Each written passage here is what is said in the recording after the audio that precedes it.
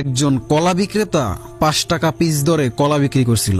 প্রচুর বিক্রি হচ্ছিল, মানুষ নিচ্ছে আর ছিলে ছিলে খাচ্ছে। এটা দেখে বিক্রেতা ভাবলো, যদি কলাগুলো ছিলে রাখি তাহলে ক্রেতাদের ছিলতে কষ্ট হবে না এবং ছিলে দেওয়ার কারণে দামও বেশি পাবো। তখন সে কিছু কলা ছিলে তার দাম ধার্য করলো 6 টাকা পিস।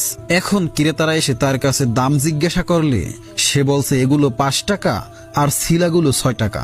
দেখা গেল ক্রেতারা তখন 5 টাকা দরের কলাই নিয়ে যাচ্ছে। সে ভাবলো যখন কম দামি কলা থাকবে না তখন দাম বেশি দিয়ে নিয়ে যাবে। এক সময় 5 টাকার কলা সব শেষ হয়ে গেল। এখন আর কোনো ক্রেতাই তার কাছে আসছে না। তবে প্রচুর মাছি এসে বিনামূল্যে কলা খাচ্ছে আর ভো ভো করে উড়ে বেড়াচ্ছে। এখন সে ভাবলো দাম কমালে মনে হয় বিক্রি হবে। সে দাম কমাতে কমাতে 0 টাকায় চলে গেল। তবুও কেউ কলা নিল না। দিনের শেষে সেগুলো ড্রেনে ফেলে দিল। যেই লোক আবার ড্রেন পরিষ্কার করে সে ওই সময় বাজারে টাকা তুলতে এসেছিল। ছিলা কলাগুলো তার নজরে পড়ে গেল। সে বলল, ভাই, এত আবর্জনা করলে আমি পরিষ্কার করতে পারবো না। অনেক কথার পর সে কিছু টাকা দিয়ে বলল, কিছু মনে করো না ভাই, দয়া করে পরিষ্কার করে দিও। শোনো মেয়েরা, আমি মূলত কোনো কলা বিক্রেতার গল্প শোনাতে আসিনি, বর্তমান যুগের মেয়েদের অবস্থার কথা বলছি।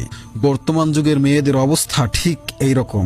আগেকার মেয়েরা পর্দা করে চলতো, তাই তাদের টাকা দিয়ে সম্মানের সাথে নিয়ে যেত। এখন এরা কলার মতো খোলা থেকে দাম বাড়ানোর প্রচেষ্টায় আছে। দাম তো বাড়ছেই না, বরং কিছু মাছি জাতীয় জন্তু তাদের উপরে বসে চুষে খেয়ে উড়ে পালাচ্ছে। আর এরা নিজেদের দাম বাড়তে গিয়ে এতটা কমে যাচ্ছে যে এদেরকে লক্ষাধিক টাকা দিয়ে পার করাতে হচ্ছে।